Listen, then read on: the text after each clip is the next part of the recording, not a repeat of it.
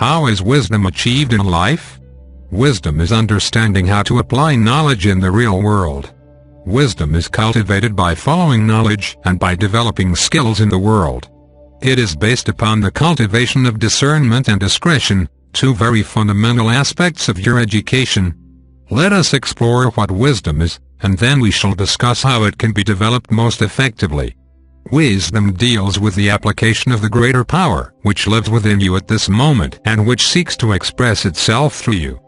Gaining access to this greater power and learning of its grace, its intelligence and your intrinsic relationship with it represent the focal point of your education in life, the highest expression of your purpose and the reclamation of your greatest relationships, both with your Creator and with others who live with you here.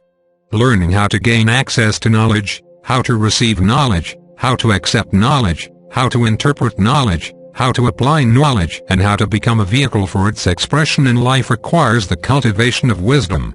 Knowledge lives within you at this moment, but your ability to receive it, to relate to it and to express it requires the development of a whole new understanding and approach to life. Here you are not taken away from the world. Here you are not elevated beyond physical life, but are brought into the world with a greater purpose and mission. This purpose and mission remain mysterious. You cannot define them, although you can give definition to their expression. However, even their expression cannot capture their full meaning and importance for you and for others. This requires a different kind of education. Learning to deal with the tangible world in a practical way and to open yourself to the mystery of your life with reverence and humility, represents a new threshold in learning. It is passing through this threshold and the many thresholds beyond it that will generate wisdom in your life, the ability to know what must be done and the skill to learn how to do it and how to carry it forward effectively. Wisdom, then, represents the ability to translate knowledge into the finite world. This is your function, to be a vehicle for creativity and creation. This is the highest expression of your mind and your body, to be vehicles for the greater power that lives within you, which represents the essential and immortal aspect of yourself and of everyone who lives here. Wisdom is an experience of openness and recognition, an experience of being in contact with two realities simultaneously: the reality of your physical life in the world and the reality of your divine life, your spiritual life, which represents your intrinsic relationship with God and with all of God's messengers. Becoming an intermediary represents an expression of real purpose in life. However, this requires a very unique kind of skill. It requires a remarkable openness to certain things while distancing yourself from many other things, for you cannot be open to everything at once. There are many things that are competing for your attention, and there are many things that will overwhelm you should you open yourself to them. There are many kinds of relationships available to you and many kinds of involvements with people. Where you place yourself and what you open yourself to is an expression of your development and wisdom. Here we must speak of discernment and discretion. Discernment is knowing what something is, as it truly exists at this moment. Discretion is the ability to hold wisdom within yourself, to hold an awareness within yourself without sharing it with others inappropriately. Discernment is knowing what you're dealing with. Discretion is knowing how to communicate with it. Both of these require the willingness to be instructed, the willingness to learn, and the willingness to revise or unlearn things that have proven to be counterproductive for you. This requires restraint. This also requires that you hold in abeyance many of your needs: the need for recognition, the need for validation, the need to express yourself, the need to be accepted by others, the need to overcome your adversaries, the need to be unique or special, and the need to have all of your wishes fulfilled. These needs must be overcome in order for you to have this greater presence of mind and security in life. With wisdom you will know the right thing to say to the right person in the right place at the right time. Until you are with the right person in the right place at the right time, you remain silent and observant, without condemning yourself or anyone else. Here you wait for that moment when your gift must be delivered, and you are prepared to give it in whatever form is appropriate. You may have to wait a very long time for this moment and exercise tremendous patience and forbearance. The ability to do this represents wisdom, knowing what something is and knowing how to deal with it effectively. Wisdom is not something that you possess alone. It represents a relationship, your relationship with the greater power in your life and with creation itself. Wisdom must be able to guide and instruct you in areas which are beyond your understanding and capacity. Your understanding and capacity are growing slowly. While you are integrating this learning and understanding, you must be open to be shown things and to have things demonstrated to you. Here you learn to rely upon knowledge within you and upon knowledge in the universe, which is God.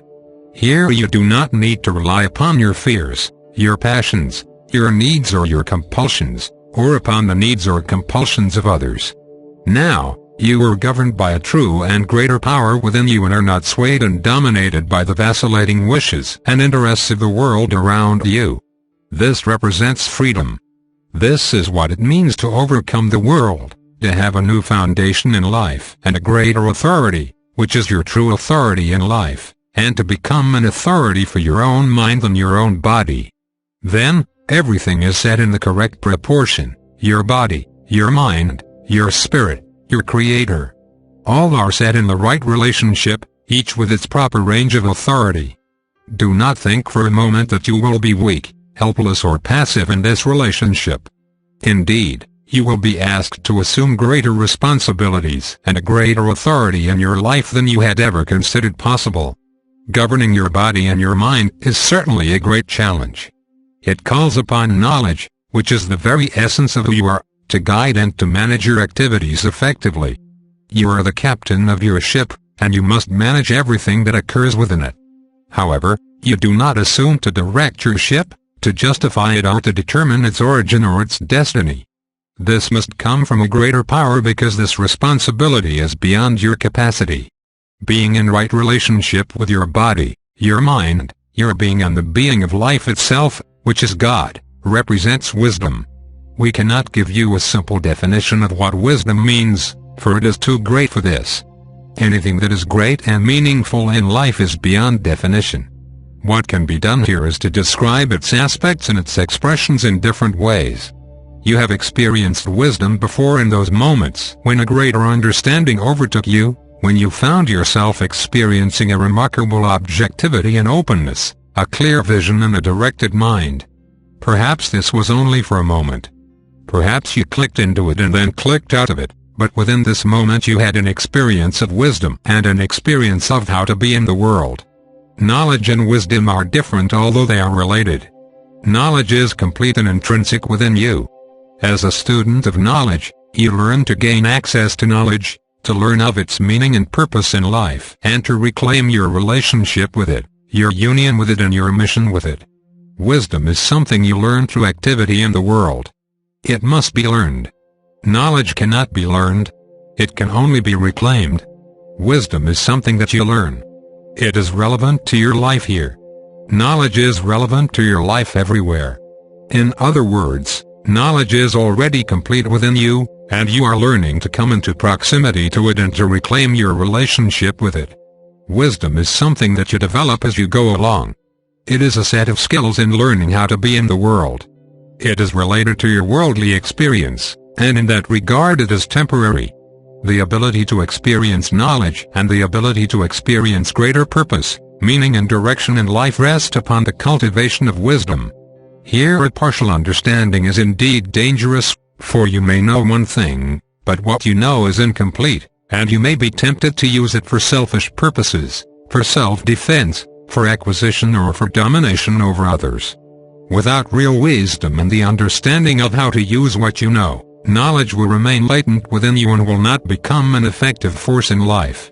This is why the reclamation of knowledge is slow and why it is a very gradual process with many steps in learning. You must understand and integrate what you know and allow it to direct your life very slowly. It does not happen all at once, for you do not yet have the desire or the capacity for knowledge in a complete sense. This desire and capacity must be gained gradually over time. Knowledge will change your life and give you a new foundation, a new understanding and a new vision. It will change the direction of your thinking and give you a whole new set of ideas upon which to build a new and greater understanding and ability in life. This represents fundamental change, changed at the very center of your being in the world. It must happen gradually because it rests upon wisdom, which is the ability and understanding of how to be in life and how to be a medium in life for a greater power and a greater reality. Becoming wise in human affairs seems to be a formidable task in and of itself. However, becoming wise in dealing with life in the greater community represents a whole new threshold in learning and a greater challenge and opportunity for you. Here we are not speaking only of human life, where wisdom is being applied in a very limited context. We are speaking of the greater community, which is a much greater context for you. This offers many new challenges and places a greater requirement upon you to learn the greater community way of knowledge and to develop the wisdom necessary to experience it and to express it. Why is wisdom important for you? Because it will harmonize your life. It will establish the priorities of your life and bring you back into right relationship with yourself and with everyone around you. Consider these words. Consider how great this gift is and how essential it is for your well-being, your advancement and your contribution in life. What could we offer you that is greater than this? We could offer you heaven itself, but heaven is what you will find when you go home to your spiritual family. What you need now is to gain a real foundation for living in the world and to discover the real purpose which you had brought with you from your ancient home. This is what you need while you are in the world. Here you must find the right people in your life that you will need. Here you must develop an understanding of how to carry knowledge and wisdom in a world that cannot recognize knowledge and wisdom and does not even want them necessarily. Your gift is meant only for certain people in certain situations.